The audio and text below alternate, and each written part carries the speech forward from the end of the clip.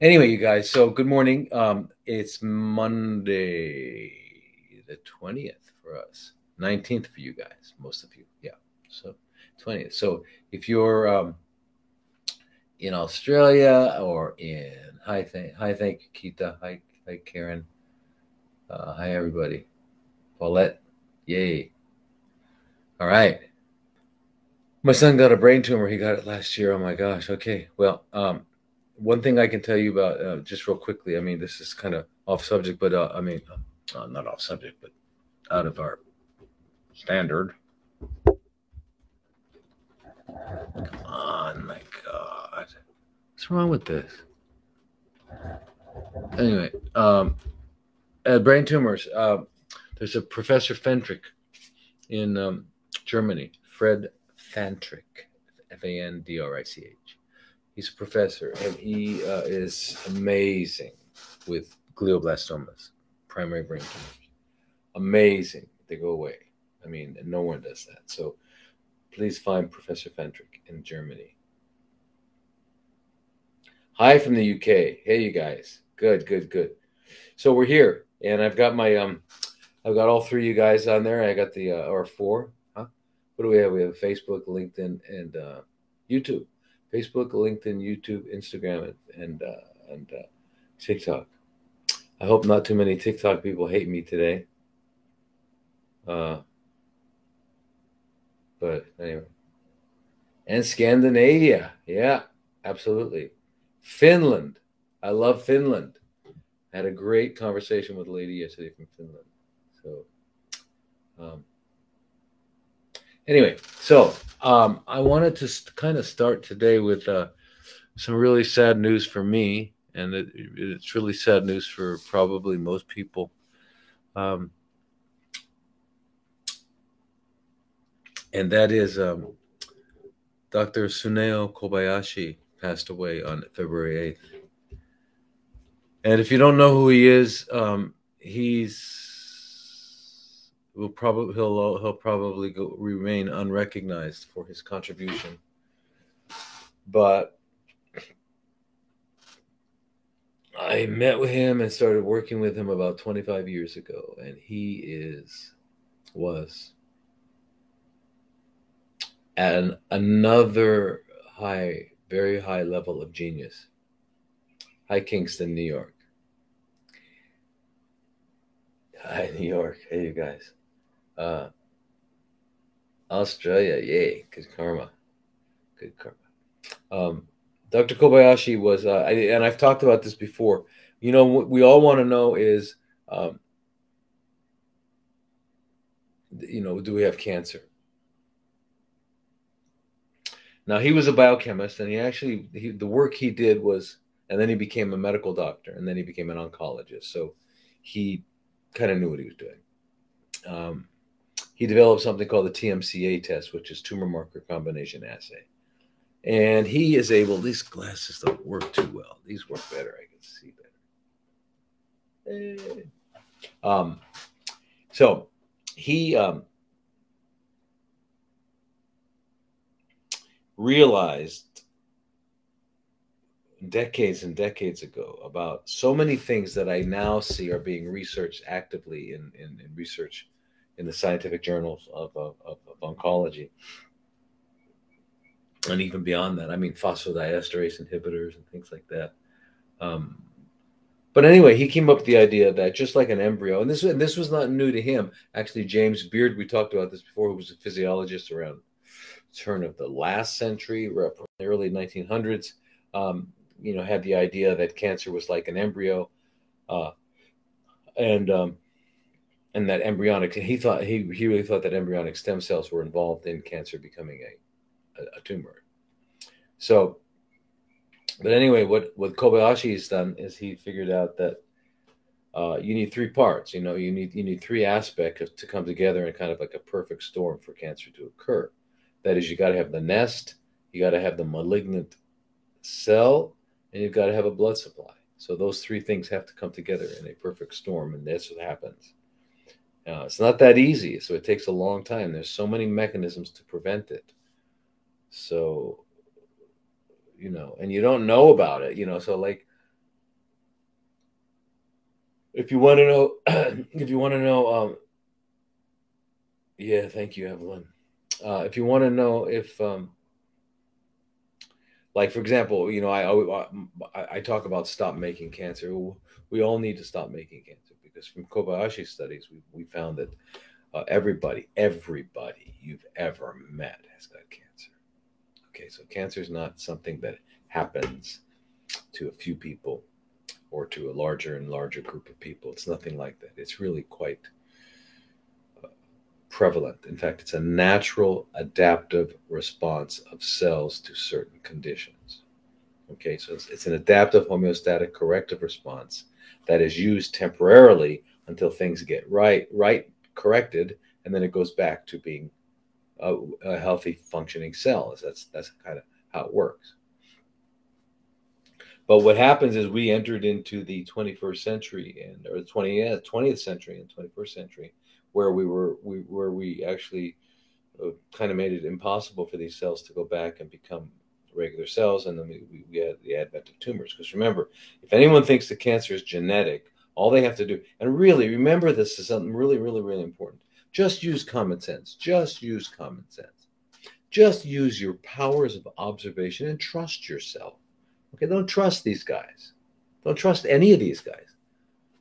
I don't care who they are. I don't care what credentials they have. I don't care what letters they have after their name. I know what it takes to get letters. I have a ton of letters after my name. It doesn't mean anything. It means nothing. What I came to understand, getting those letters took me through a process that made me learn a lot of good stuff. Yeah, hi Chicago. And that's fantastic. But again, it's not enough, because you're going to go talk to some of these guys with 12, 15 letters behind their name. And then what? What do they know? What do they know? Nothing. You'll find out. I sound pessimistic and all that, and I'm off on a rant again, but I can't help it, because every day I talk to people who are destroyed, mutilated by those guys in the house of horrors. The hospitals are the house of horrors. And that word horror is with a W and an H. Okay? Oh, and I don't take that back. Oh, and I don't care if I offended anyone. I don't care. If you're offended, then you're probably not watching the right person right now, because you shouldn't be offended by what I say. These guys are evil. And the ones that you think are nice guys, they're really nice guys, are they? Are they? Are they? Take a look at your body. Take a look at your head. You have any hair? How nice are these guys? Ask them about vitamin C. Ask them about ivermectin. Ask them. What are they going to say? There's no studies. There's no studies. That's a lie. Lie. There are lots of studies. What is it? Is it ivermectin? No, just tens of thousands of studies, peer-reviewed studies in their journals. But they only read what they're supposed to read, because they're really good little oncologists, and they do what they're supposed to do. Yeah. They follow the rules. Yeah. And if the head of the department says something, you listen, and you do your job. And don't ever say anything that's not in the algorithm. How dare you think outside of the algorithm, you human? You human? Humans are thinking outside the algorithm. We are all going to become AI, okay? We're all going to become AI. You happy about that? Well, don't become an AI and stop listening to AIs. Okay? They lie half the time? Who? Oncologists lie 99% of the time. They tell you you're going to die on this date, or you have 5 months to live. Who are these guys? You have 5 months to live. How do you know? How do you know how long I have to live? How do you know how long this person has to live? How long do you know? Do you know how long Joe Biden has to live? Has he already died? There is the question. But how about Trump? How about Putin? How about any of these guys? You know when they're going to die? Can you help me with the lottery this week?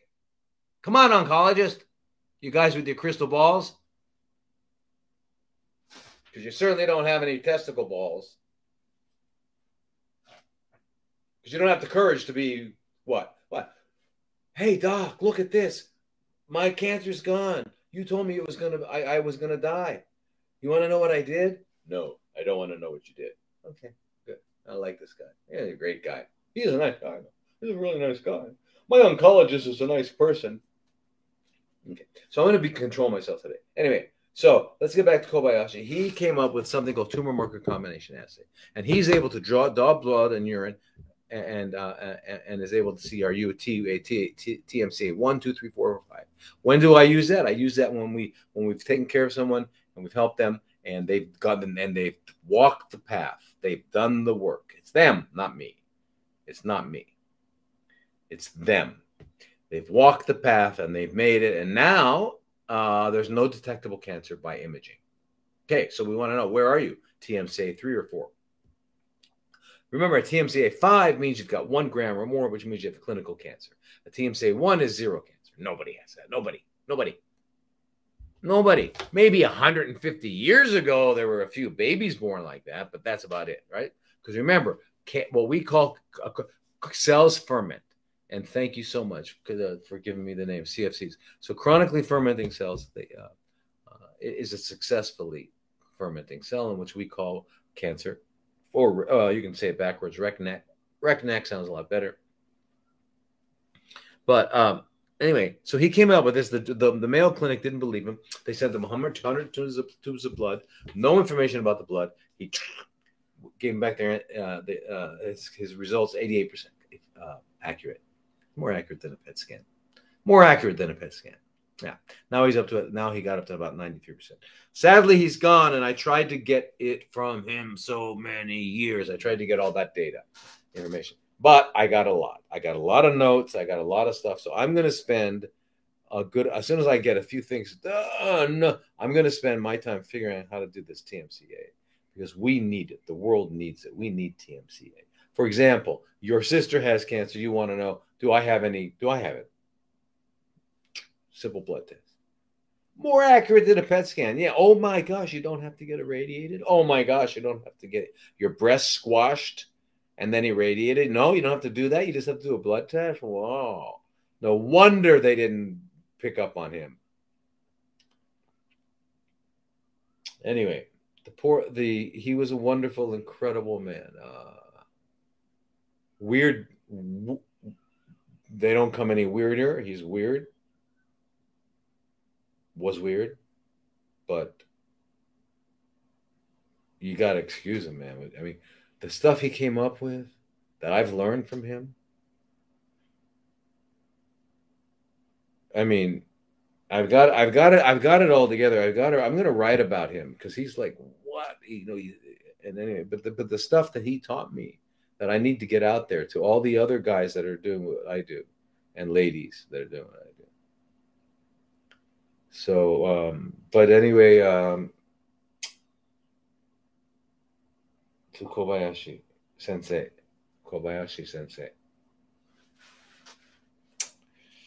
I still, it kind of hurt. It's because he didn't want to die. He wasn't ready. This guy deserves at least 1 Nobel Prize. I'm telling you. Anyway. Yeah, Dr. Kobayashi. So pretty amazing. And he's the one that came up with hyperthermia. He did Coley's toxin, and he saw how good that worked. He was getting the same results in Japan that William Coley was, getting the same results. They closed him down. He came up with this form of external hyperthermia that we do. And I learned from him. Fortunately, I met him. I was blessed. And I met him through a wonderful doctor that unfortunately also passed away. His name was Frank George. Well, brilliant guy. Anyway, Frank introduced me to Kobayashi, gosh, in mid-90s.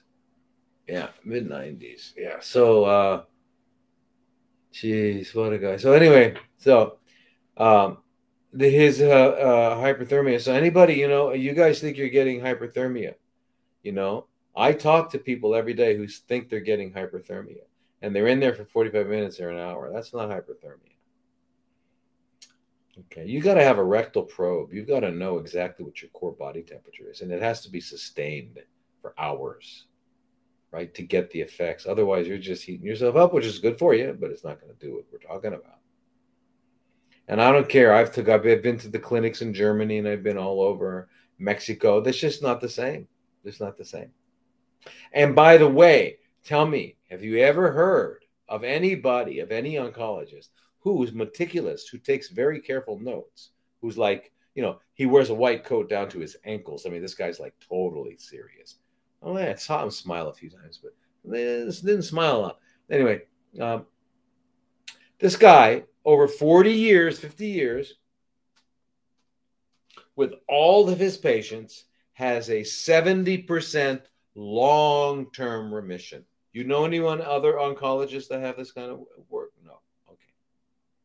Okay, so regardless of what anyone thinks about this dude, let's look at his results. Okay, so Tsuneo Kobayashi. What can I say? Anyway, yeah. So you guys, okay, so I want to talk about what the questions are this week. Okay, they're very important. And one thing, let me see, I got a lot of people on there. Let's see, I got 140 there. Wow, how many people here? What happened?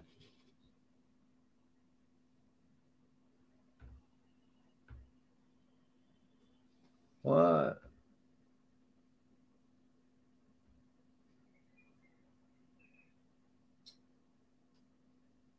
Can men get pregnant? Can they get pregnant? Is that live? There we go.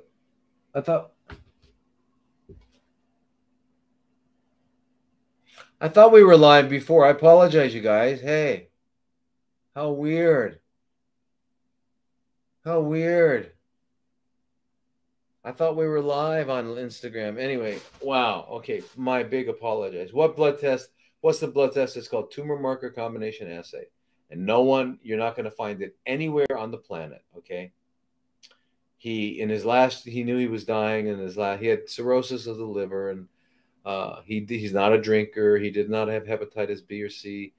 He thinks it was due to some botanical exposure or something. It's been live. How weird. Okay, well, cool. I'm totally like, anyway, so beautiful. Anyway, we got to figure this out, okay, with TMCA. For example, I had a lady here. She has disseminated non-Hodgkin's lymphoma. We got her a clear PET. Then we went down and did the scan, sent it over to Japan, did the blood test, sent it over to Kobayashi. She came back a 3. That's great. A 3 is the average person walking around the malls who doesn't know they have cancer. But they don't, because it's not real. He said if it's not a 5, it's not really cancer. It's not a tumor. Okay, so we all have 3s and 4s and 2s, right?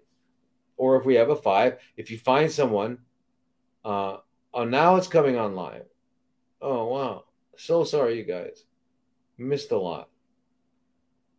Jeez, I thought I had it on. I'm so stupid. God, am I stupid when it comes to this stuff.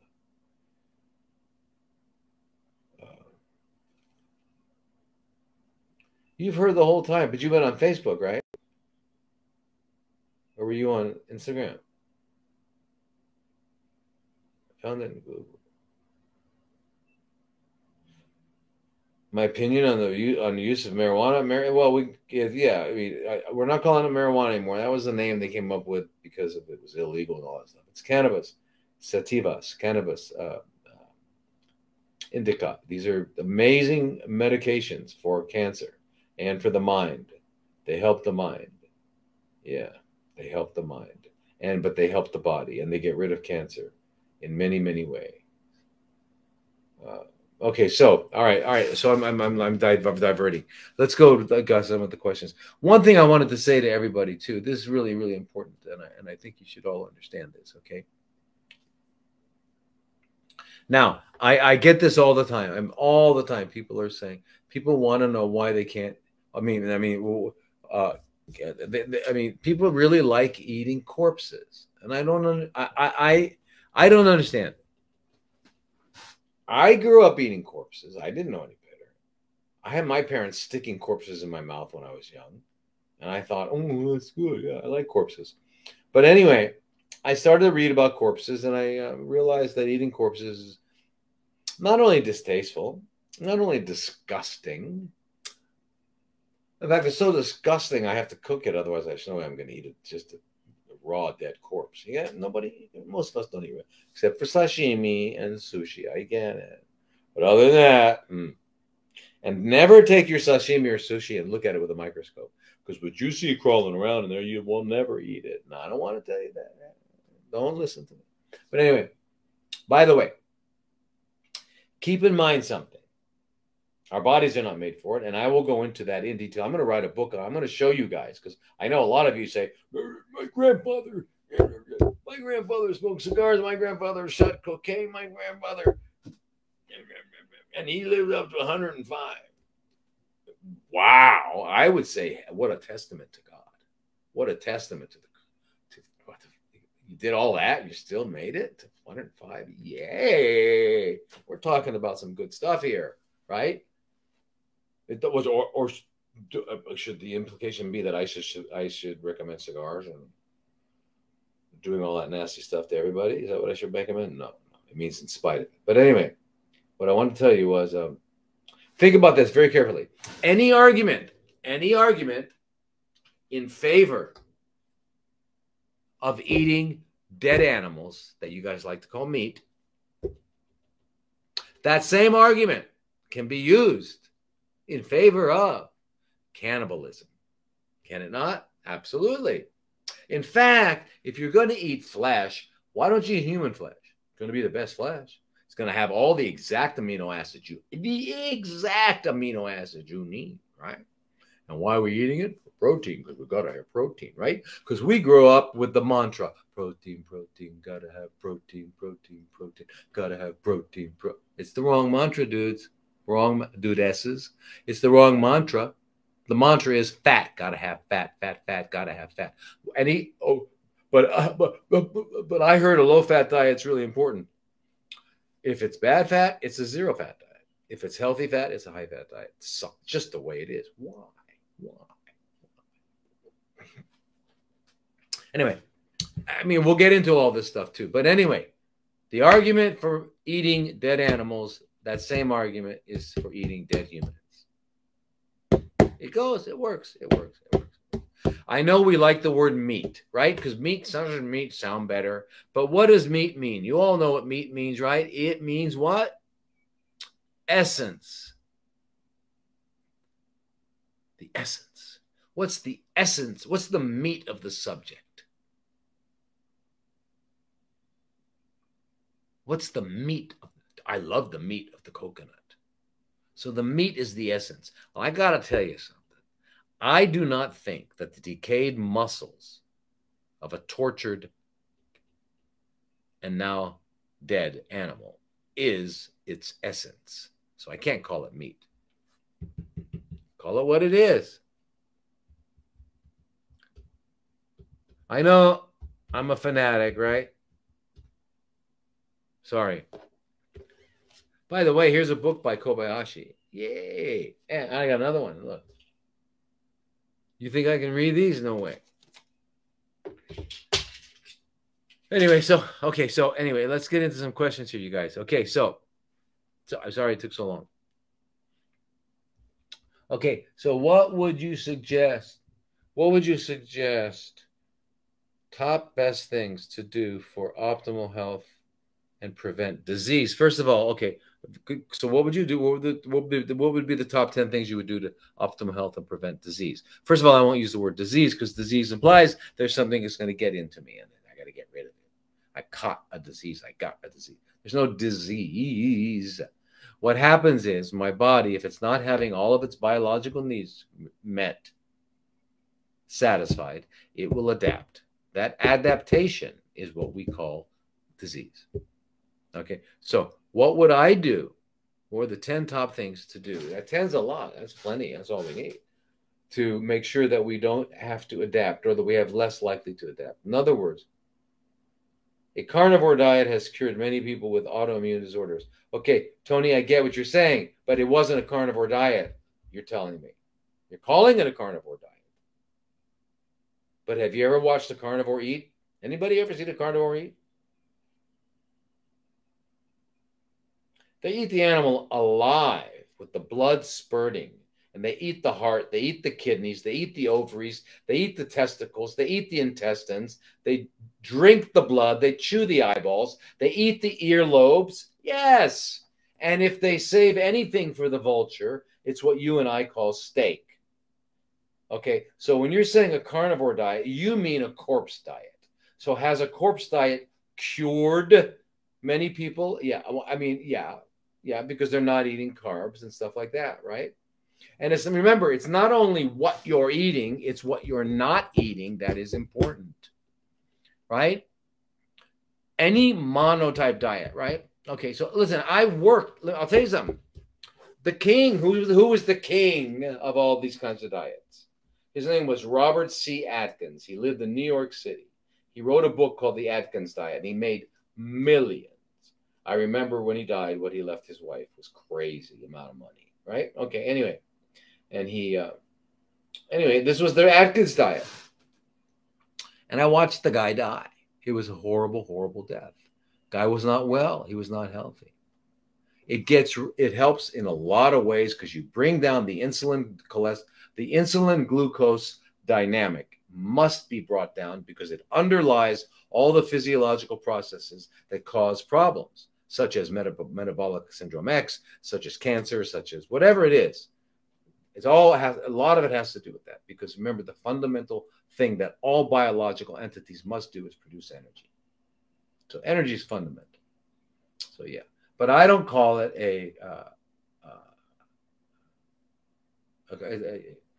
it's not a carnivore diet. We like that because carnivores are powerful and strong, and carnivores have some testicles and ovaries because they're going to go eat the animal alive. They're not going to have somebody else kill it for them and then have somebody else heat it up and put sauce and stuff and then eat it. That's kind of wimpy. Look, I'm going to make lots of enemies. I do. Okay, all right. I got enemies. Yeah, you guys. Yeah, sorry. Shall I pretend like what I just said is not true? Is it not true? Have you all seen a carnivore eat? What is the doctor's name who wrote the book? I was talking about Dr. Suneo Kobayashi. I don't know about any other doctor. Not to say Tsuneo, Tsuneo. Yeah, I'll talk about hydrogen water. Yeah, okay. All right. So anyway, I get it back to you. So the 10 things that I would do, things that I would recommend to have a healthy life so you don't have to adapt. Number 1, go to bed early. Number 2, when you eat within a 6-hour window. Okay? And make sure you stop eating 4 hours before sleep. And make sure you're moving all day long.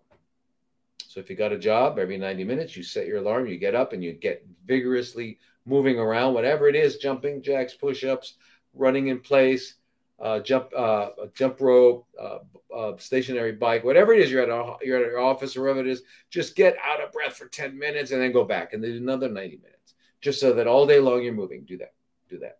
And learn to turn off the mind. Learn to be quiet. Learn to listen to your breathing. Listen to your breathing in and out. Listen to your breathing. Turn the mind off, okay? Because the mind is our best tool and our worst adversary. Okay, so use it when you need it, like to find the keys, to get to the car, to go to the store. Great, I need my mind. Once I got it all, get back on your breath. Because when you're driving, where you drive? You're driving your car. Where are you going? Okay, you're going to the store, but your body's doing all that. You're like, yesterday, tomorrow I'm going to do this. I should have done the laundry. I got to do this. I wonder if she was there. That's our minds. Thinking is involuntary.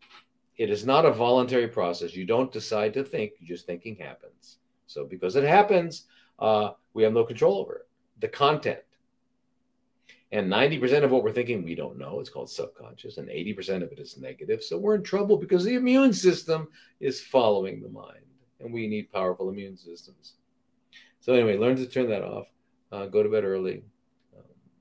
And eat human food. And if you're not sure what human food is, figure it out. I mean, I've told you, you're not going to believe. And a lot of you don't believe me. You don't believe me. But talk to a biologist. Find out. I mean, a non-biased biologist. Okay. We've got a 30-foot or 10-meter intestines. That is extremely convoluted. You don't see that in dogs. You don't see that in cats. You don't see that in animals that eat animals. Number one, we don't make a ton of uricase. We don't break down uric acid very easily. No, we don't. Dogs do. Cats do. Our saliva has an enzyme called amylase. Not a protease. Amylase. And what does amylase do? It breaks down starch. What is starch? Sugar. From where? From plants. Our jobs go side to side for grinding and chewing. And we have these things called cheeks and lips. Now, I know you guys thought lips were for kissing. That's a secondary benefit. The real reason for lips is to hold the food in so that when you're eating it doesn't fall out. Did you ever watch a dog eat?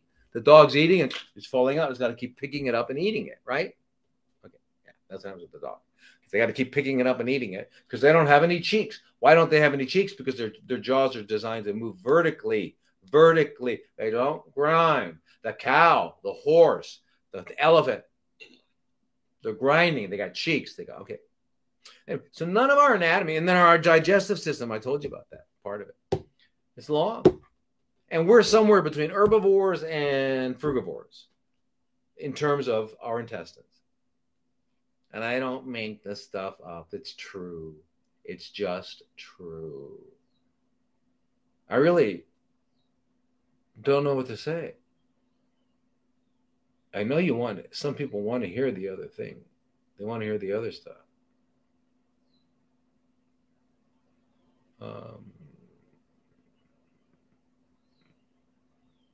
But you know what? Listen, I know you're so some people were cured. Well, no, there's no cure because there was no disease. But anyway, on specific diets. Well, you know what? They're like 109-year-old opiate addicts sitting in some dens, opium dens. George Burns, man.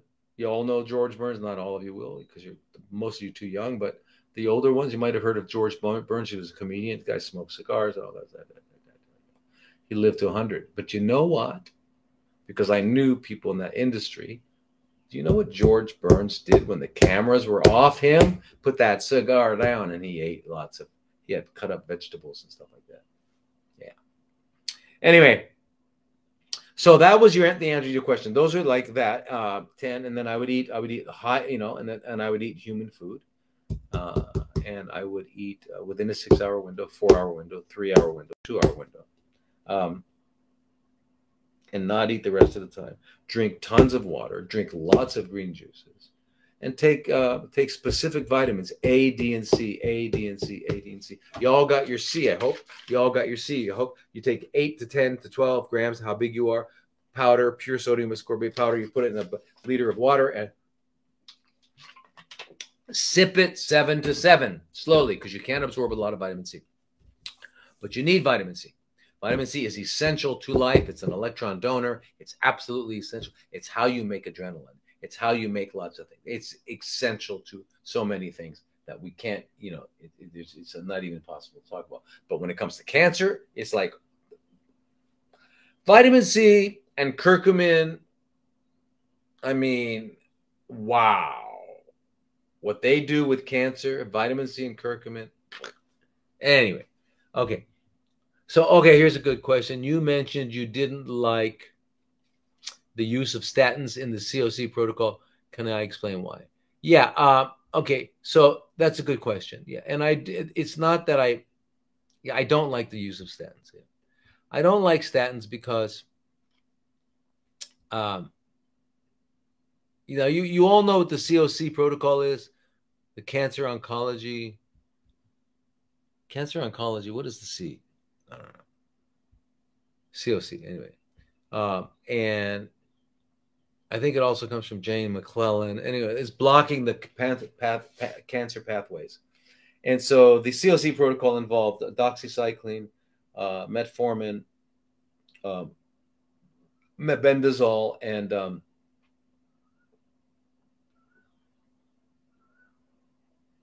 was the other one?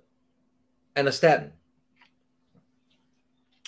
And for really good reasons. So what is statins? Statins are drugs that actually block something called the HMG CoA reductase. So HMG, which is hydroxymethylglutarol, coenzyme A reductase, okay, an enzyme. It's an enzyme that is the rate-limiting enzyme in the production of cholesterol. But not cholesterol. They're also called isoterpenoids. They are isoproteinide. What are they? I forget the name. But anyway, it's the beginning of a pathway. So basically, it takes if just to go back just to biology for you guys, and you can understand it, so don't freak out. Okay, I'm going to talk to you a little bit about biology. Anyway, glucose and oxygen enter the cell. All right, they get into the cell. Okay. And so do other amino acids, like glutamine. Anyway, in the cytoplasm, not the nucleus, in the cytoplasm of the cell, pyruvate is formed. Pyruvate gets into the mitochondria and it gets turned into acetyl-CoA. Okay, and acetyl-CoA is the foundation for cholesterol, for all of the isoterpenes. Okay, isoprenoids. Yeah, so isoprenoids. Now, the downstream production of these are 300 different molecules, including vitamin K, including vitamin D, including all of the sex hormones, progesterone, estrogen, testosterone, including cortisol, including aldosterone. So cortisol and aldosterone are adrenal hormones, okay?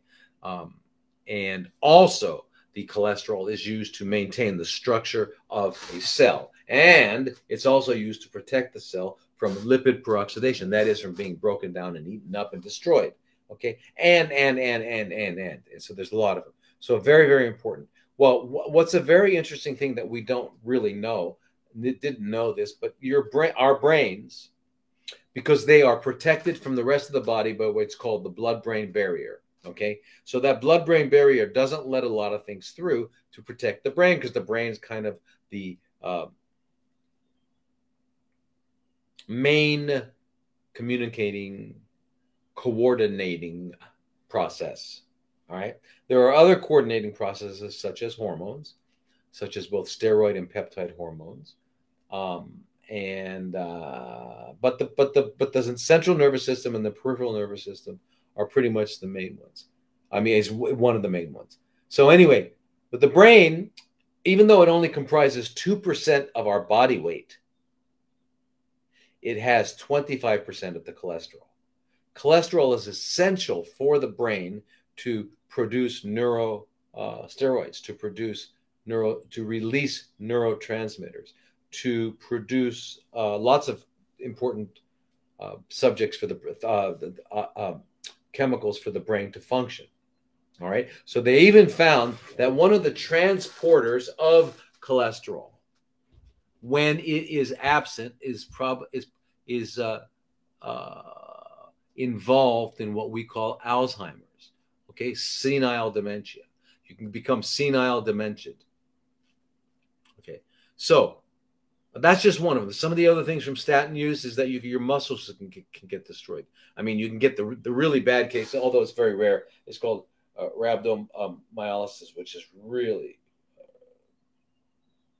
horrible. But just myopathies, breakdown of muscle and things like that can happen from statins and stuff like that. However, I get it. Cancer cells, remember, are dividing much more quickly, and therefore they need more cells. So they need more parts, right? And they got to go to the parts department. So they also have ways of producing more and more cholesterol. They'll make more cholesterol. They'll make more fatty acids. Yes, they use fatty acids. They don't just use glucose. They use fatty acids. Cancer is much, much, much more complicated. It's not at all simple. We're never going to be able to say, well, just stop taking this and take, it's not like that. Okay. What we need to do with cancer and all other conditions of that deviate from optimal functioning. What is optimal functioning, everybody? You remember what that means. It's the only real functional way to define health. So let's from now on call health optimal functioning of the organism. Unless you come up with a better the definition, let's stick with that one, okay? Optimal functioning of the organism. All right? Now, so when these cells become chronically fermenting cells and they need to start reproducing, they're going to be produced. Now, without having chronically fermenting cells, without having cancer, the average human being is making about 37 million new cells per second. Okay, so that's quite a bit. So you're making a little bit more if you've got this other condition going on, right? So, but anyway, so so the HMG, right, hydroxymethyl glutarate, HMG, CoA reductase is the rate limiting step, which it takes 2 acetoacetates, put them together, and then you come up with, all right, you start to make cholesterol. Okay, so cholesterol is very, very essential. And it's not actually it's not actually the neurons that make the most, the actual nerve cell itself, but it's the supporting cells around it called the astrocytes. The astrocytes are kind of like the white, are kind of like the if you've ever seen a nerve cell, it's got like a white sheath around it. That's what it is. It's a supporting cell. It's just like, remember everyone was excited about that study that came out recently about well, it's not the malignant cells that are eating up all the glucose. It's the immune cells in the tumor microenvironment that are eating up the glucose. Therefore, you can eat glucose. You can eat. Don't worry about it. It's not true. Why? Because those tumor-associated macrophages, those tumor-associated fibroblasts, those tumor-associated neutrophils that are eating up all of the glucose because they're metabolizing quicker. Why? Because they have now turned and they are supporting and allowing the tumor to grow. So the tumor-associated macrophages and all that, which are eating the most glucose, are supporting the malignancy. Because remember, a tumor is not just malignant cells. It's got to have it's got to have a nest in which to exist and a blood supply. So it's got a lot of stuff to it. Okay. It's not just the specific malignant cell. So you got to keep that in mind. Remember, cancer is far more complicated than anyone is going to say. And the guy that came the closest, I think, on Earth to understanding what it is just passed away on February 8th. His name was Tsuneo Kobayashi. Anyway, the other thing that the statins can do is they can if you've got diabetes type 2, which is an eating disorder, okay, you're eating too much sugar in the form of potato, whatever, rice, whatever you want to call it. It can make it worse. But however, you got to block it. So what they found is, the reason they found this out is that people that were on statins for a long time had much less incidence of cancer. So yeah, it's included in one of those. So yeah, I don't like to use it because of the potential problems with it. But again, there's a lot of them, especially like breast cancer, colon cancer, lung cancer, non-Hodgkin's lymphoma, prostate cancer, and acute myeloid leukemia. They need a lot of cholesterol. All right, so I hope I answered your question. That's why I didn't. That's why I don't like it. I don't have to like everything. Okay, chronic sinusitis and cholesteatoma causes, please.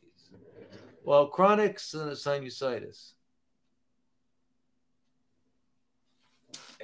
Any of these things that are chronic, it just means that the balance of your body is out. Okay, so your immune system is not doing its job.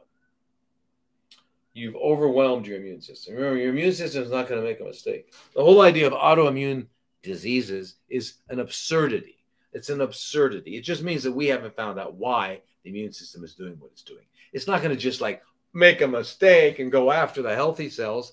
It doesn't do that. God made the body, okay, not Frank or Joe or Mary. God. And did a perfect job. Okay. So a lot of cases. I mean, just to give you an example, when we talk about coronary artery disease, I hate the word disease. It's like it hurts when it comes out. But CAD, that's what they call it. Coronary artery. So they stuck it in there. Yeah. Anyway, coronary artery blockages and things like that. Where they find the plaques and they go right down to the bottom of the plaque into the blood vessel. And this is the same thing you're going to find in the brain with strokes and things like that. You're going to find what they call nanobacteria. So microorganisms are everywhere. They're ubiquitous. They are what allows all the macroorganisms, us, to have our existence. They recycle nitrogen. They recycle oxygen. They recycle carbon. They are the fundamental, and they're pleiotropic, so they can move and do and become and do anything we want. That's necessary. It's divine intelligence, microorganisms. Anyway, so they're involved in all this sort of thing. So chronic sinusitis means that, a lot of times with sinusitis, what you got to do, if you've got a chronic sinusitis, if you really have a chronic sinusitis, then the first thing you got to do is find yourself a biological dentist, a real biological dentist, a real biological dentist. And the way you can tell that you've got a real biological dentist is when you go online and you look at their website and you look under services. If they do root canals for any reason, they are not biological dentists. And they might say, we do safe root canals. We do. It's not, there's not safe. Did any of you guys, anybody out there ever see Psycho? Y'all remember Psycho?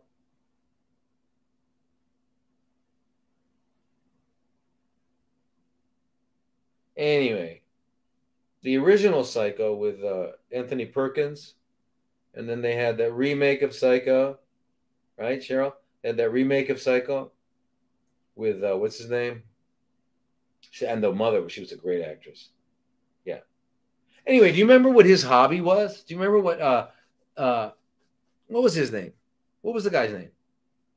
Norman Bates, yeah. What was Norman Bates' hobby? Do you all remember? Anybody remember?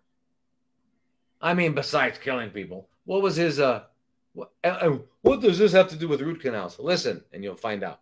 Okay. What? That's it. He was a taxidermist. What's a taxidermist? That's someone who takes a dead body and stuffs it. Right? So remember Norman Bates' dog died. Okay. That's what they do with a root canal. A root canal is taxidermy. Right? They take out the nerves, they take out the blood vessels, and they stick cement in it. They use it as a anchor, and then they stick a crown on top of it, and then you still have a functional tooth, which is important for eating and all that sort of thing. However, you now have something dead in your body, and there's no blood supply to it because you took it out, so there's no immune system going to go there. And I disappeared from. Did I disappear?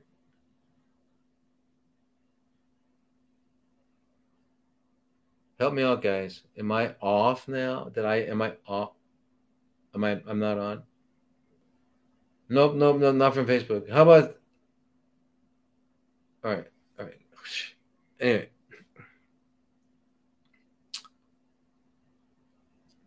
So when you do this, now what's inside there's microorganisms. There are trillion microorganisms.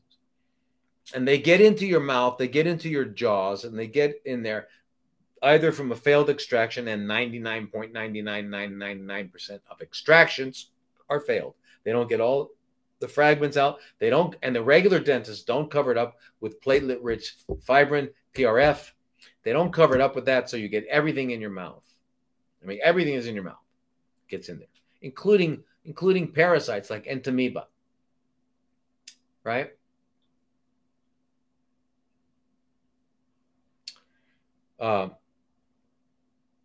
Anyway, so you got to go to biological. So if you've got a chronic sinusitis, you got to go to a biological dentist. You got to get that taken care of. You got to go to a real one, a real one, a real one. They don't ever do root canals. They do take them out. They use ozone and lasers, and they cover up with that. And they know about homeopathy, and they know about a lot of things. They're really amazing. A biological dentist is like essential, critical to the team of healing. Okay, so the chronic sinusitis can also, I mean, this goes for anything. If you've got a head and neck cancer, if you've got a brain tumor, if you've got, whatever, all that stuff, thyroid, breast, they're all in the same meridian. Meridians are real. Meridians are Chinese, right? They've known about this for over 5,000 years. Okay, so meridians are real. They're real systems. Okay, we in the West don't know about it. When I found out that about acupuncture, about Eastern knowledge, I remember I was in medical school. A team of anesthesiologists from Beijing came, and I was in OBGYN at the time. We were doing a C-section. These guys went up, put a few needles, long needles, into each side of the abdomen, and then did the surgery. She had no pain. She was fully awake. I said, whoa, they know something we don't. We can't explain it with our language. We can't explain it with our terminology, but it's real because they just cut her belly open and pulled out a baby. So it's real. All right? Real stuff going on there. Okay? So I just want you to understand that. So when we talk about the meridian system, don't think this is hocus pocus and blah, blah, blah, blah. It's a real thing. If your bathroom light and one of your bedroom lights go out, you go to the fuse box, you find the fuse, and you replace it. It's the same thing, okay, in our body. So how did they know this 5,000 years ago? Don't worry about it. Doesn't matter right now. Okay, so diet after miscarriage. I also recovered from Hodgkin's. Well, great. Your diet after miscarriage and recovered from Hodgkin's. And everybody about diet. Our diet is our diet. It's always the same. We always have the same diet. We eat human food, and we eat it within a 6-hour period. Unless we're growing children, we eat it. Then we can eat throughout the day. Yes, Hal Huggins was one of the original guys, biological dentist. Yes. Also called holistic dentistry, all that sort of thing. I had a great friend. Well, I still do. A Dr. Doric, who I worked with in New York. He was a great guy. He retired, of course. But anyway, so there's, biological dentistry. Anyway. You cannot address cancer if you don't get a biological dentist. Or more importantly, you got to find somebody who's adept at electrodermal screening, adept at EAV, or you go find Dr. Simon Yu in St. Louis, and you find out where and what's going on. So a diet is always the same diet, okay? The diet is the human diet, all right? And humans eat plants. We're plant eaters. We're designed for it, and I'll argue with you any day about it. We'll sit down, we'll go over the science any day. Okay? Now, can we eat dead animals? Yes, of course. Can we shoot heroin? Yes, of course. Can we drink martinis every day? Yeah, of course. Can we smoke cigarettes? Yeah, of course. But will we achieve optimal functioning? No. But my grandfather lived to 109 years old. Well, you imagine if he didn't do that stuff, he might have been running around vibrant at 130. Okay, and you say, well, I don't want to live to 130, right? Well, you know, some people say I don't want to live to 30. Can you imagine? In back in my generation, 30 was too old. Anyway, you don't want to live to 90? No, that's not what you're saying. You're saying, I don't want to be sick and weak. Because believe me, if you're 10 years old and you've got acute myelogenous leukemia, you realize that you're not talking about chronological age. You're talking about your well-being. You're talking about your health. So if you're a vibrant individual at the age of 130, 140, you're running up and down the hills, you're talking to your great-great-great-great-great-grandchildren, telling them some interesting stories, you're passing on what you learned because you've been around, and you're still loving life. There's no reason, right? There's no reason, right? It's not age. It's energy. It's clarity. It's feeling good, right? Having all, right? Cortisol during the day. Melatonin at night, same pathway, right? Darkness shuts off the cortisol pathway and it becomes melatonin. All this stuff, all these things have, you got to go to bed early. You got to get you got to get 3 to 4 90-minute cycles in before 1 a.m. Got to do it. You were designed that way. And whether you like it or not, it fits your lifestyle or not, it doesn't matter. That doesn't change biology. You have to understand, no matter how much I want to fly, if I jump out the window and try it, I'm dead. So the thing about biology and natural laws is that they are non-negotiable. So, okay, ignore them at your peril.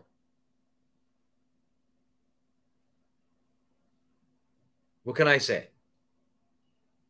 Please list everything we can do for stem cells as maintenance at home if possible. Thank you. Okay, cancer stem cells. Remember we talked about them last week? Y'all remember? I had to say y'all because somebody told me in one of the things, how come I never say y'all? I forget what they were talking about. Beautiful, beautiful. Thank you. You're very welcome. My pleasure, Catherine. So cancer stem cells, we remember what they are. They're a small subpopulation of tumors, from 1 to 3% of the tumor. Now, the cancer stem cells are the only cells that can metastasize. So when they do xenografts, I'm not sure if you know what xenografts are, but when they do experiments in the laboratory where they take a tumor and they sew it into a mouse or a dog or a cat, whatever, a monkey, they sew in the tumor. It's a graft. They give it cancer. Let's see what's going on. Anyway, if you take, you got to use cancer stem cells. Putting cancer stem cells into another animal will turn into a tumor, but not the mature cells. Okay.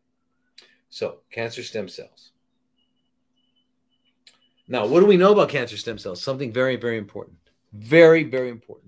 And I told you last week, and I'm going to tell you again this week, and that is this. Radiation and chemotherapy and hormone therapy have no effect on cancer stem cells. Once again, chemotherapy, radiation therapy, hormonal therapy have no effect on cancer stem cells. So, when the doctor, your surgeon, says to you, I did the lumpectomy, it's clean margins. And then the medical oncologist comes along and says, well, just to be safe. What? Just to be safe, I need to walk out of your office just to be safe, right? If we're just going to be safe, get the hell out of the house of horrors just to be safe. Wear your sneakers and get out of there. All right? All right. So when they sell you, or they did a lump, or they did a mastectomy, or whatever they do, a Whipple, and they take out most of your pancreas, or whatever they do, or colon. And now they want to do chemo and radiation. For what? Did you not get it all? Oh, you did get it all. So you got it all. So what are you going to do with it? Just in case. In case of what? Because you remember, doctor, because you're such an amazing doctor. I know you're an amazing doctor. I mean, I've seen all your credentials on the wall, so I know that and look at where you're sitting in this place, and look at your chair, and oh my God, and how the way people talk to you, so I know you're amazing. So being amazing as you are, doctor, you know that chemo, radiation, and hormonal therapy don't kill cancer stem cells. So why are you doing it? Oh, and by the way, doctor, if you've got a paper, a research paper that shows me that radiation, chemo, and or hormonal therapies kill cancer stem cells, could you please show it to me? Because I've been looking for a long time. Ask them. Put them on the spot. Are they going to fire you? Don't worry about it. Don't worry about it. You know how many oncologists there are? You can find another one if you wanted to find another one. I'm going to tell you what oncologists are.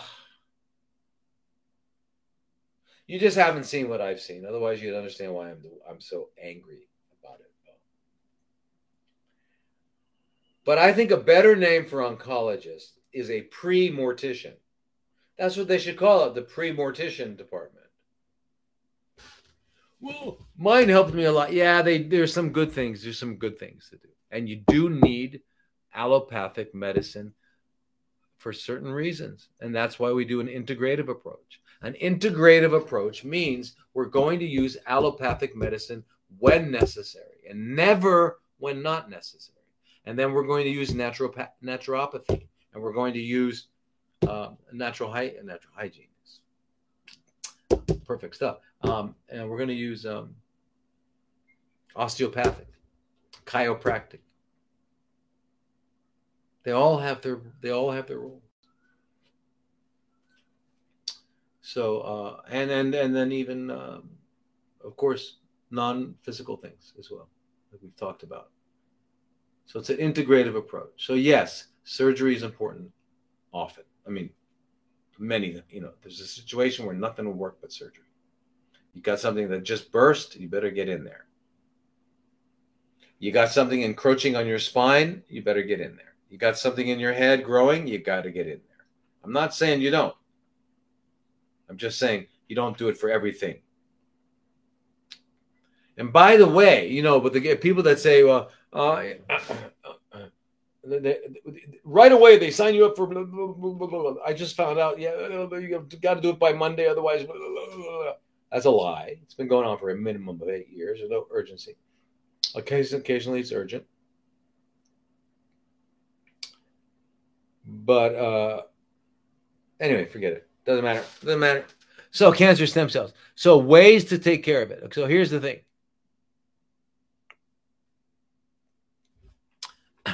There are, so that's what becomes, really, think about it. Other than what is called cancer treatment, which is responsible for most cancer deaths, other than that, 90% of cancer deaths are due to metastasis, not the primary tumor. And it's the stem cells that metastasize. So kind of an important subject, and I'm glad you brought it up, because that's what stem cells are. So what gets rid of, what kills cancer stem cells, but does not harm healthy, normal stem cells? And are there any studies? Or am I going to just make this up now?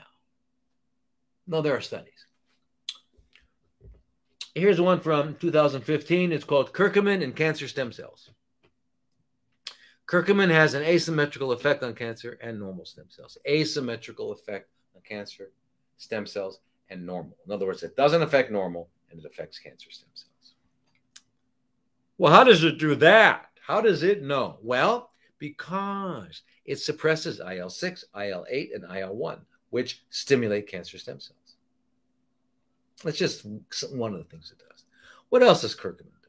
Oh, it turns off the FAK path, the FOC pathway, the hedgehog pathway, the notch pathway, all these other pathways of cancer. So they not only turn off cancer pathways, but they get rid of the cancer stem cells. Now, how much curcumin is a good question, because here's the problem with curcumin. Eating it, we only can absorb 3%, right? And if we add pepper to it, like pepperine, we can get up to, I think, 5%, but we still can't get a lot. It's hard to eat a lot, to get a lot. So in terms of prophylaxis, taking curcumin as a prophylactic orally would be okay. But if you've got an active cancer, you need to also get it intravenously. And what we usually do is start out with 150 milligrams, go up to 300 and everything. What people get, some of the reactions they get from curcumin are a rash, which is no big deal. You get a rash, but anyway, you get a rash or you're just uncomfortable, whatever.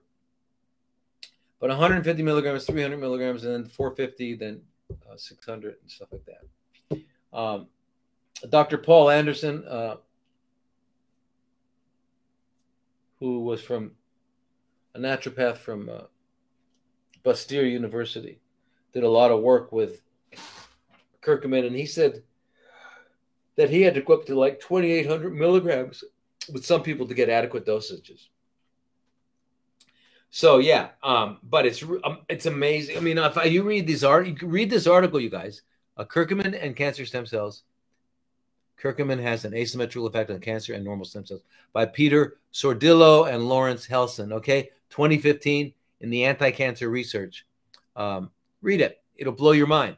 Okay, but the IL-6 release, it just does all sorts of things. I mean, and that's just one. And there are like 4,500 studies, peer-reviewed studies on curcumin and cancer. So don't let the liars in the hospital tell you there's no research on it. Curcumin, C-U-R-C-U-M-I-N. It comes from turmeric.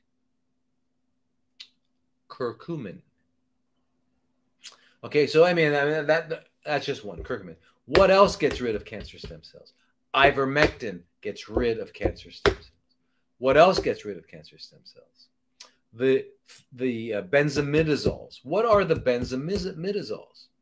Mebendazole, fenbendazole, albendazole. These are the ones that you've heard about. You know the jotipins, fenbendazole, yeah. And then the mebendazole. How much? Mebendazole, 100 milligrams, 2-3 times a day. Fenbendazole, 222 milligrams, 2-3 times a day. Ivermectin, how much? 12 milligrams, 2-3 times a day. Active cancer. Okay, now you got it gone. Everything's going away. You can go down. Just do it. The ivermectin maybe, and nobody knows. Like I said, nobody knows. I can't find anybody that knows because they don't. There's money's not spent on these studies. But I would say a good 12 milligrams twice a day ivermectin. Stop for about a month here and there. After it's long gone, the cancer's long gone. Always stop all of these things for a little while, like 2, 3, 4 weeks, and then start them again for another 8, 10 months or whatever. Yeah, like that. Just to, So what else? What else? Cancer stem cells. Because it's a very good question. Vitamin D. Vitamin D. D. Okay, now, I want to tell you something this here. This study was 2020. Vitamin D compounds in cancer stem cells in cancer. So,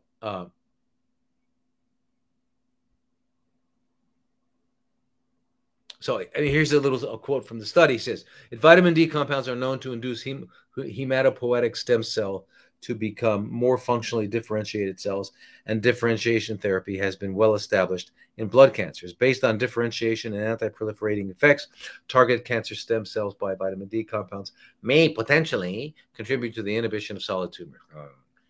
I love the way they talk. Anyway, so what they're saying basically is that when they're producing cancer stem cells in the lab, and when they've noticed that they use vitamin D to help differentiate it, because if it differentiates it, remember, what is a stem cell? It's not differentiated. It hasn't become anything yet, right? So I can take an embryonic stem cell and put it in my heart, in the milieu of my heart. Because of all the other chemicals around it, it becomes heart. I can put it in my liver. It becomes liver. Okay, so that's what a stem cell is. It's not yet differentiated into a specific cell. It can become. So one of the ways they do that, they induce it, is with vitamin D. Is vitamin D does that. So if a vitamin D does that to a cancer stem cell, guess what? It's not a stem cell anymore. All right.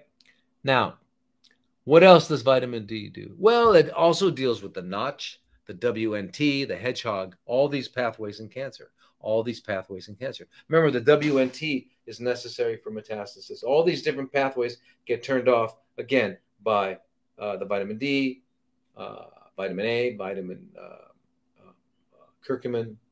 Yeah. Vitamin C is anti-cancer. Now, here's the thing. It's interesting. When was this study? This study was 2017, okay? Vitamin C and doxycycline. This is the name. This is the title of the study. A synthetic lethal combination therapy targeting the metabolic flexibility in cancer stem cells. You see, it's the metabolic flexibility in cancer stem cells that allows them to get in and live in almost any environment, because they got to survive. Cancer stem cells have to survive, right? Stem cells have to survive. That's how life happens. So they're metabolically able to, they can do oxidative phosphorylation, they can do glycolysis, they can do fermentation, they can do fatty acid, they can do, you name it, they can do it. They can do it. And they will, and they'll survive. All right. So,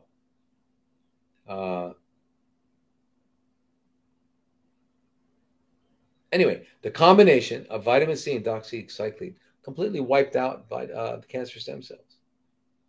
How much doxycycline? Well, active cancer, 100 milligrams twice a day. Okay, once you're done, 50 milligrams twice a day. And then again, stop here and there. So think about it. You got ivermectin, you got vitamin C, you got vitamin D, you got vitamin A, you've got did I say ivermectin? Ivermectin and mebendazole. As that, you're eating right, you're going to sleep early, you're doing all these things, and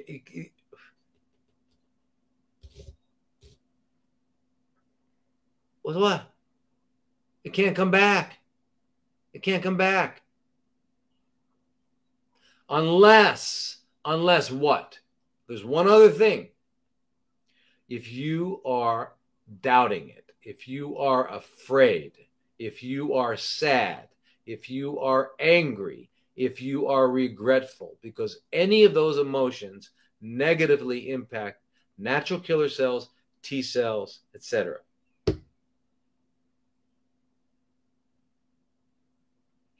And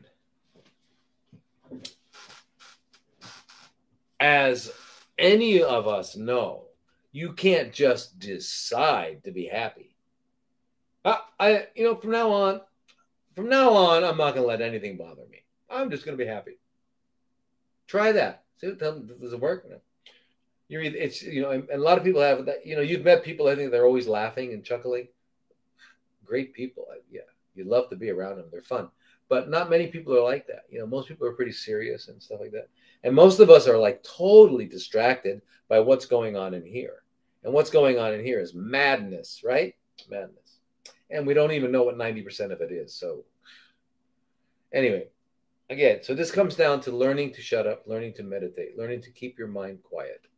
And again, once again, for anybody who just tuned in for the first time, you understand that when I say meditation, I'm not talking about Buddha, Krishna, Vishnu, Any of that. We're not talking about that. We're talking about learning how to turn the mind off. Okay? So if you are Muslim, if you are Jewish, if you are Christian, if you are Mormon, if you are any of these other religions, do not think that you are violating anything to do with your religion by learning to shut up. It's a good thing to do. And that's what it is. So very, very important, because all of these good things that we do can be negated by being angry and afraid. You know, another thing I can say is one of the best things you can ever do is don't ever go to hospitals. I mean, unless you really got a trauma or something, and stay away from doctors. Stay away from them. They're just going to give you bad news that's not true. So, I mean,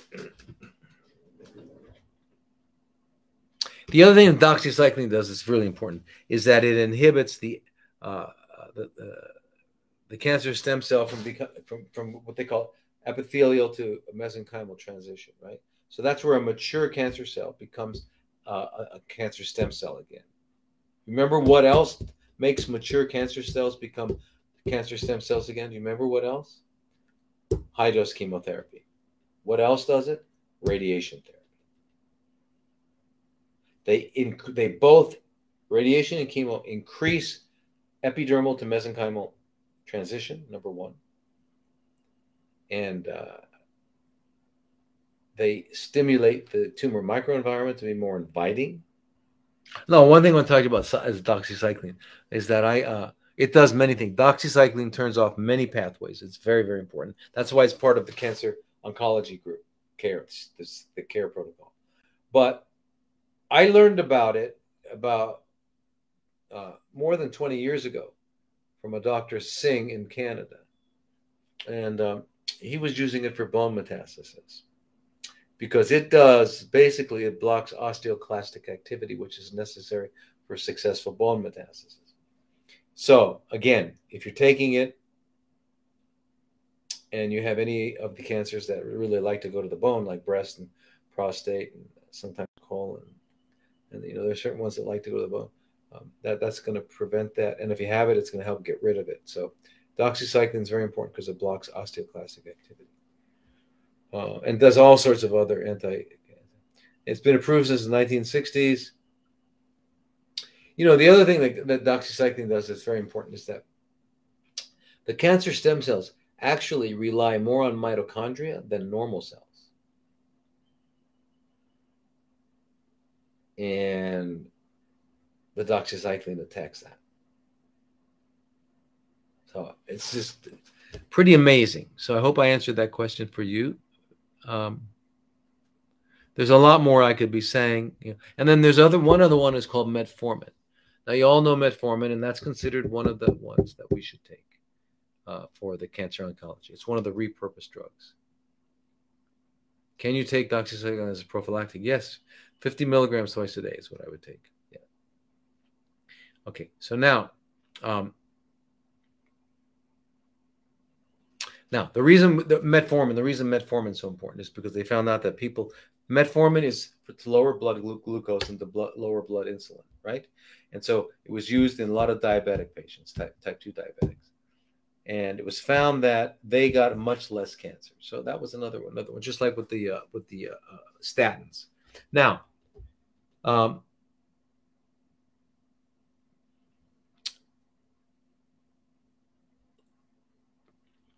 they found out about the metformin is that it actually blocks the mTOR pathway, the PI3K pathway, the AKT pathway, you know, all these different pathways, right? And kills cancer stem cells. Metformin, yeah. And now, I got a message from somebody and about saying that metformin was found to have some carcinogenic substances in it, and it turns out it does. So there is a substance called N-nitrosodimethylamine, NDMA. Okay, and it's formed naturally in a lot of different manufacturing products. So it's found in chlorinated water as well. It's found in smoked meats and things like that. Malted beverages like beer and whiskey, they produce this substance. Anyway, there's a certain level that's okay, and a higher level, it's carcinogenic.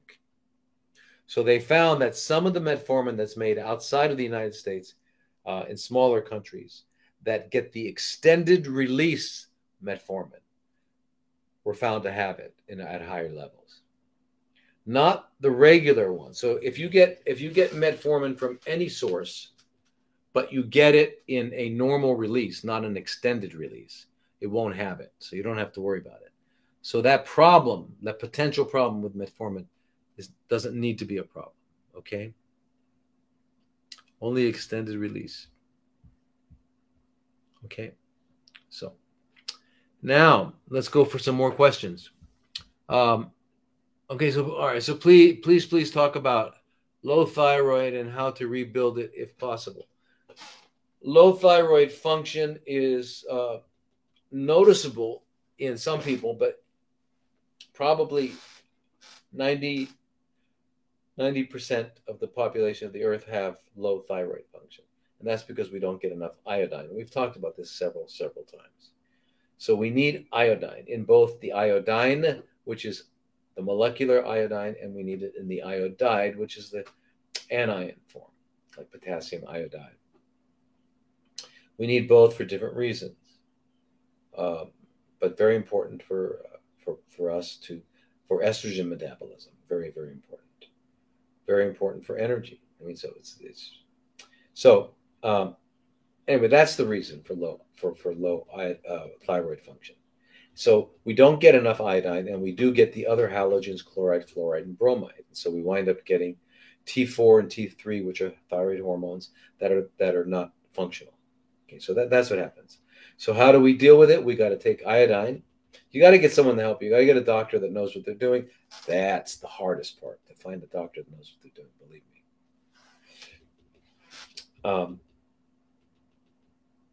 And so you got to take iodine on a regular. You got to take iodine, Lugol's or iodoral, anywhere from 12.5 to 25 milligrams a day. And then secondly, while you're doing that, you're going to be taking a natural thyroid. And if you don't like natural thyroids because they come from animals, and I understand that, right? So if you don't like natural thyroids because they're glandular products, you can get synthetic thyroids. You can get levothyroxine, which is T4, and you can get cytomel, which is T3, and you can use it in the right proportions. You got to get a doctor who knows what they're doing about that, okay?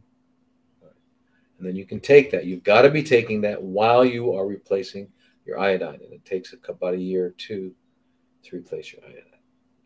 But you'll never not stop taking it unless you move to a little village in Japan and you're eating seaweed all day. If you don't do that, I'm sure you're going to probably need to do it. When do you know your bones are strong enough? After metastasis to the bones. Well, if the metastases are gone and you've got sclerotic, which is scarred tissue, and then you just eat healthy. You make sure you're eating healthy and living healthy, and movement, exercise. Remember, weight bearing makes strong bones. So the more that you're on your feet, walking around, using your arms, the more that you do that, your bones build up. They get stronger. So weight bearing improves that. Healthy nutrition, eating the right nutrition, getting the right minerals, having enough vitamin D, having enough everything that's necessary to absorb and utilize calcium, and other metabolic processes. So now, treatment for triple negative breast cancer. Actually, there's a lot. Listen, they make a big deal about triple negative breast cancer, and then they also say that one of the worst ones is triple positive. So triple negative, triple positive. The only one that's not is the one that has a mix of either ER positive. So most of them are ER positive, PR positive, and HER2 negative. Why? Because they have a drug called an Okay. All of these things we've been talking about, the ivermectin, the vitamin C, the curcumin, all these things get triple negative breast cancer and triple positive breast cancer. And then soy. You got to have soy. You got to have lots of soy products because soy is an agonist for the estrogen receptor beta, which is very important, that shrinks tumors. And it blocks the estrogen receptor alpha, so it prevents it from growing from the other things, from the estrone and estradiol. So very important. Right? So soy, which is natto, tempeh, miso, tofu.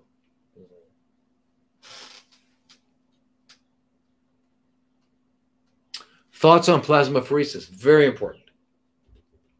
If you can get a hold of the plasmapheresis machine, because what it does is it'll clean out your blood. It'll clean out a lot of your immune suppressing proteins that we have. It'll get rid of them. Soy for hormone positive and hormone negative, yes. Because those are just, remember, that's just at the moment that they did the biopsy. But plasmapheresis is very, very important, because when we look at the proteins that the body makes, it makes an alpha-1, it makes albumin, alpha-1, alpha-2, gamma, and beta, I think. But the alpha-1 is full of these immune-suppressing agents. And if you clean it out like once a week, it's going to prevent all this cancer. It's going to prevent the immune system from being suppressed. Very, very important. Plasmapheresis is very good if you can get that. Full body hyperthermia and active fever therapy. The best. That's the best. William Coley, I talked about Dr. Kobayashi earlier.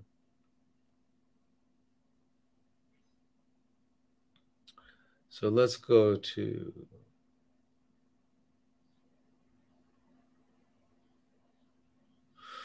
okay, so here's some Instagram topics. Do hormone imbalances cause cancer? Yeah. Do you recommend colonics or enemas? Well, both, right? You could do enemas daily if you can, and get a colonic once a week or once every 2 weeks.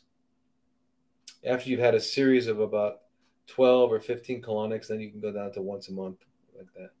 But you should get them. Yeah, we got to clean the colon out. You got to clean it out. What would you do to approach a newly diagnosed B cell or CLL? I'm 60 years old, otherwise very healthy and active. This is my body talking to me, and I'm listening. Okay, good. Well, there's time to, first of all, those are names they put on it. They're whatever they're calling it. They give it a name. And if you think about the name doesn't mean anything. These things that they call diagnoses, a diagnosis doesn't tell you anything. It doesn't tell you anything important. If you have cancer, I'm going to tell you something. There's two things that are important that you want to know. I'm telling you, there's two things you want to know. You want to know how you got it, and you want to know how you get rid of it. Isn't that? Do you want to know something else about it? I don't think so. That's about it. That's what you want to know. Does the diagnosis tell you that? No. What does it tell you? It's a description. A B cell lymphoma. It tells you that there's like a cancer in lymph node that is predominantly B cells. Okay. Invasive ductal carcinoma. Invasive lobular carcinoma. What does that mean? Oh, it was in a lobule, and then it went through the wall of the lobule and invaded it. Oh, okay.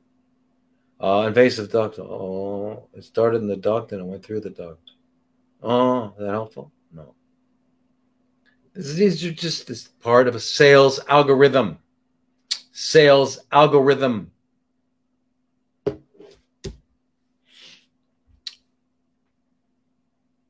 Anyway, what you can do, sir, is not, or Teresa, is not get freaked out about it. That's just the name they put on it. Get healthy. Now, I have on my website, Stop Making Cancer, a video series, and you can do that.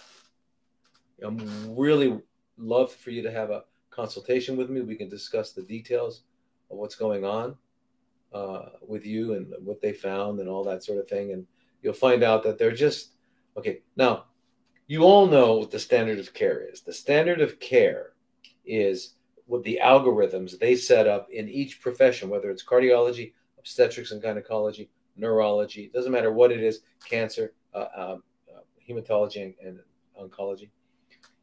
Whatever the standards are that they set up, these algorithms, if you do and say everything in accordance with that algorithm, then you are within the standard of care. Why does that matter? Because the medical boards won't get mad at you and take away your license.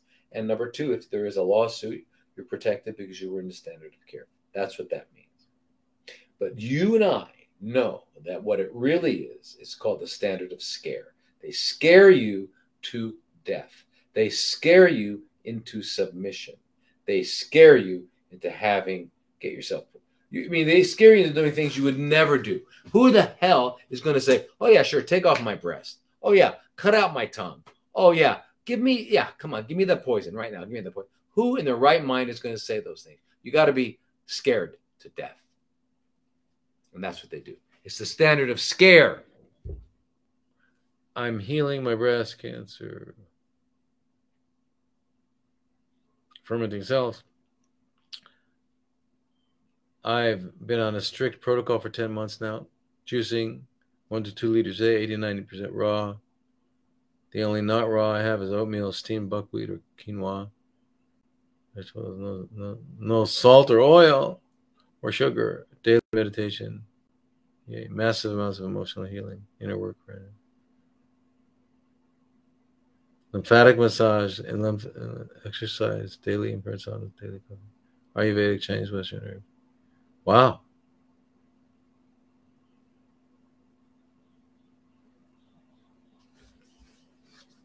Now you say your latest estrogen metabolite showed up as 2 estrogen 75. So are you talking about estrone, estradiol as the 4-hydroxyestrone? There's all kinds of metabolites. I'm not sure what you mean, but anyway, don't get hung up on that. Keep doing what you're doing, and you got to make sure there's no fear in there. You got to get rid of all that stuff. Keep yourself clean. Have you looked at dental? Have you looked at parasites?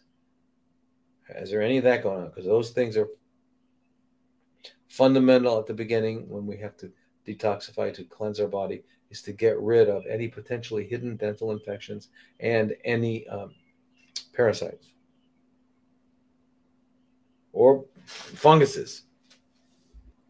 So your TSH has been steadily increasing up to 8.6. Okay, so again, what we were saying, you need iodine and you need a natural thyroid for right now. And that's very, very important because thyroid is related to everything. Remember, the thyroid produces a hormone that every cell in the body needs. Whereas, for example, when ovaries produce estrogen, not every cell in the body needs it. When testes produce testosterone, not every cell in the body needs it. But every cell needs thyroid. So we've got to work on your thyroid. We've got to do that. You're going to need iodine and a natural thyroid supplement until we can get things normal. So are you drinking? And you're taking vitamin C 75 grams, but we don't know if it's at the plasma levels. So what you want your doctor to do is to draw your blood. At the very last drop of the vitamin C goes in here on your IV drip. You draw the blood from here to get your plasma ascorbate levels. They have to be 350 milligrams per deciliter, up to 450 milligrams per deciliter. And the way that you can ensure that can happen even at a lower dose is by you sipping 7 to 7 the sodium ascorbate. Sodium ascorbate in water makes it just a little teeny bit salty. Not much. Wow, Lorian, very nice to meet you. Very nice to meet you. Would I see any reason for a lumpectomy? Well, the problem with a lumpectomy is that it can and often does produce, this metastasis. There are ways to prevent metastasis or to minimize them, such as taking Pectisol to prevent galactin-3 from forming. And there are other things you can do.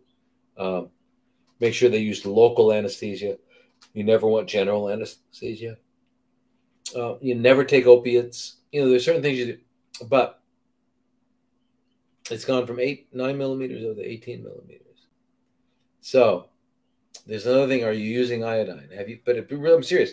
Have you checked out? Have you gone to a biological dentist? Have you gone to someone that does EDS really well? You got to find out if there's something you're missing, because you're doing everything beautifully, it looks like. So I'd be happy to have a call with you. I mean, why don't you? You've gone this far, so go to the drlodi.com website, make an appointment to see me. Is it possible to take too much Akamencia? No, I don't think so. I don't think so. I wouldn't worry about that at all. Yeah, there are some foods that have it, but it's if you want to heal the gut, I would take that, and I would also take glutamine for healing the gut. Is that what you're talking about?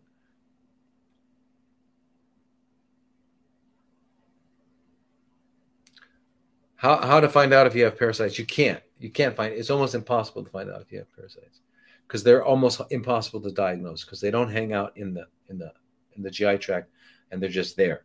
They burrow deep into tissue, into organs, so you can't find them. So, and if you don't find them, it doesn't mean they're not there. So you just treat them. You just treat them. Emily. Is that Emily? No, that's Mary. Huh? No, this is China. Okay, yeah. And then the treatment is, the treatment is the same. It's not for everyone. Remember, you're not treating everyone. You're treating the parasite. You're killing the parasites. And that's ivermectin, mebendazole, pyrantel, palmate, and praziquantel. Those are the big guys. Those will get rid of 99.99% of them all. You need them. And you can just assume you have them. I mean, everyone. I mean, even people that are vegans. Part of these worms' life cycle is in the soil, so we can get them that way too. So it's not just that, just from eating animals. I have a disruptive digestion. What happens every single night about 3 or 4 a.m. I wake up with gas pressure in my rectum and need to relieve myself because of the pain. I've been doing fasting and colonics. I'm a veteran. I do colonoscopy. I'm in good shape, not overweight, eat pretty well, eat pretty healthy. No red meat, just some chicken sometimes and a little fish, mostly fruits and vegetables.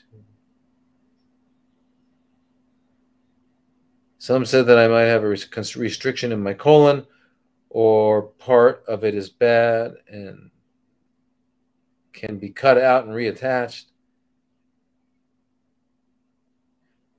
Okay, hi, Donnie. So anyway, so you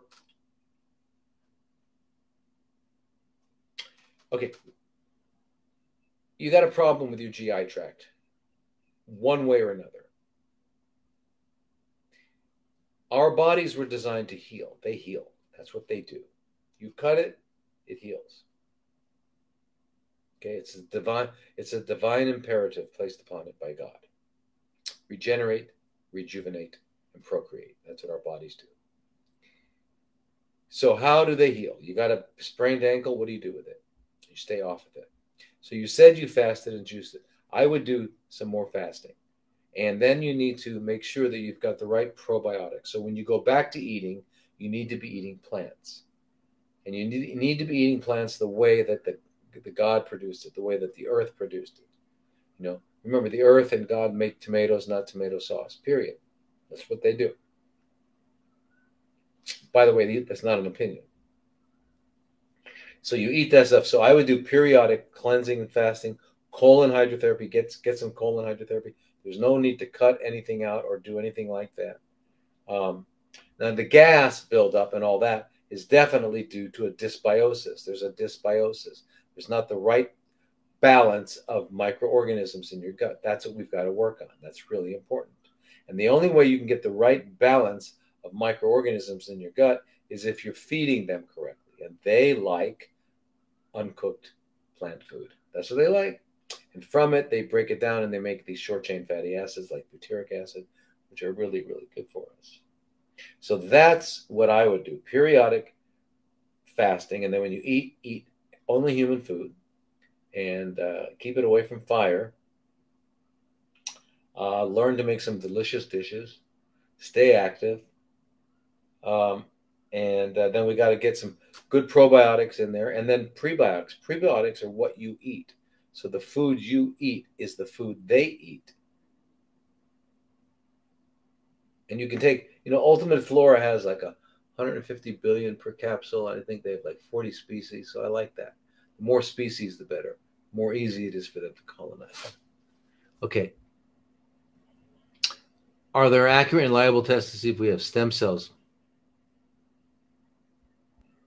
Yeah, well, okay, so yeah, there are. I mean, there are.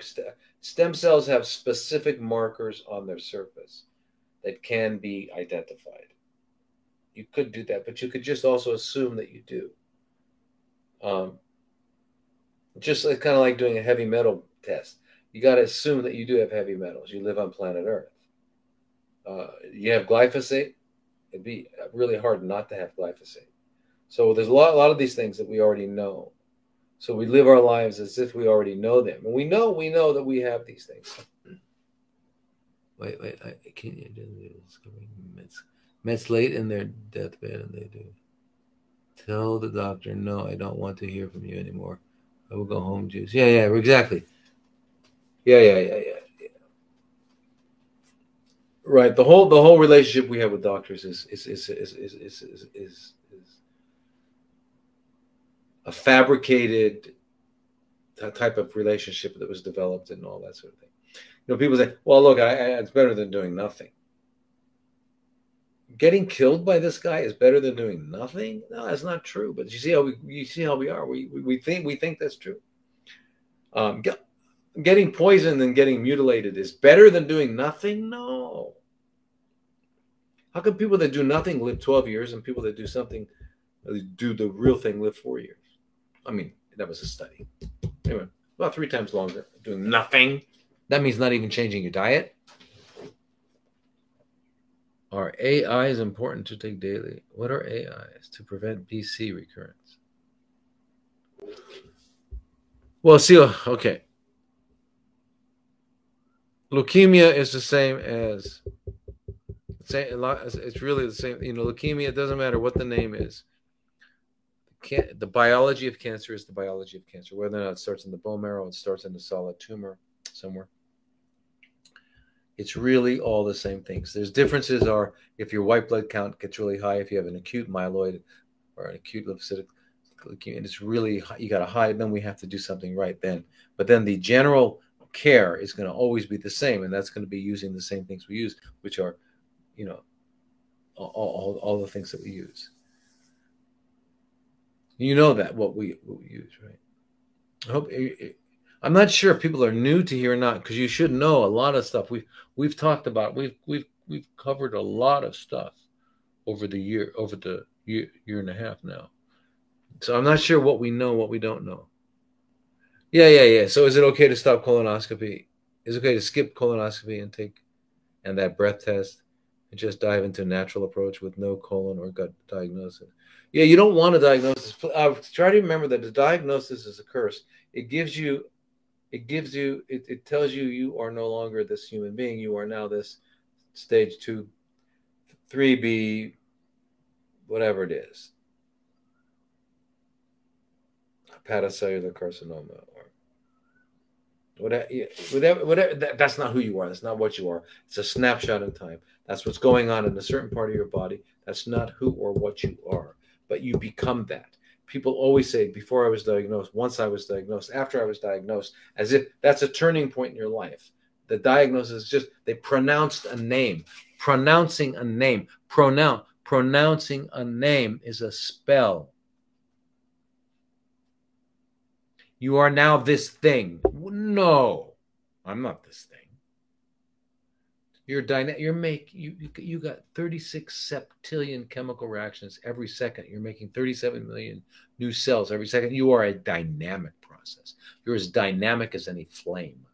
Okay, so you're not a thing that exists. You're not that thing. Even a rock is not at rest. It's not as dynamic as we are. We're extremely dynamic. Anyway, so the whole idea of getting a name for it and all that sort of thing. Here's the thing. Just live healthy. Clean out, live healthy. Health comes from healthy living. There's no other way to do it. Now, I had, you know, I had some questions I wanted to ask you guys. You guys asked me. Gosh, you guys asked me. Yeah, my cancer. That's my cancer. Thoughts on Fenben? It's great stuff. It's very good. It's very good. I'm trying to find the. I wish I had. I mean, you know, something. How can a 10-month-old be diagnosed with neuroblastoma and pass away at 21 months? You know, unfortunately, as parents, we pass a lot of things on biologically to our children, and then we pass on emotionally and psychologically to our children and things like that. We do that, but then children also have their own. Every person, has their own kind of karmic condition that's going on. Yeah, but how can a 10-month-old? Normally, if a young baby has some sort of chronically fermenting process going on, they got something somehow from the mother or the environment somehow. They had to have gotten something, because that's not a normal part of physiology. I mean, it's not. It's a normal part of physiology to occur and then be taken care of, to be resolved, but not to keep growing and growing into becoming these massive tumors. That's not what happened. That's not. So something is contributing to it, and something contributed to it. So a 10-month-old being that ill and then dying at 21. I'm not sure what role the quote treatment unquote had to do with the death of this young baby, but yeah, unfortunately, they say, sadly, one of the best ways that a woman can detoxify is to get pregnant, and that's because she gives a lot of what is in her to her baby, unborn baby. Can I fast when taking a blood thinner for a blood clot in my leg? I'm not sure what blood clot you're taking. I mean, what blood thinner you're taking. I always recommend the ones that work on, blood clotting. Blood clotting can be made. The clot has got a protein matrix called fibrin, and then there's another side of the group called the plasminogen, which breaks that down. It's called fibrinolytic, breaks it down. So it's kind of a balance between these two things. I like to use this side, the fibrinogen. I mean the plasminogen side, because we can use lumpectomy and natokinase as a fibrinolysis to break down clots. But I don't know what you're taking, so it's hard to say if you can take that while you're fasting. You could take the lumpectomy and/or natokinase while you're fasting, but I'm not sure if you're taking warfarin or one of those other crazy things, or Eliquis. I don't know what you're taking, so it's hard to answer that question. All right, you guys, guess what time it is? It's wow. What time is it? It's that time. My gosh. Okay, listen, fantastic day. Fantastic. I had fun. I hope you guys had fun. And if I offended anyone, come back for more, okay? Sawadee Kap, aloha, namaste, and I'll see you all next week.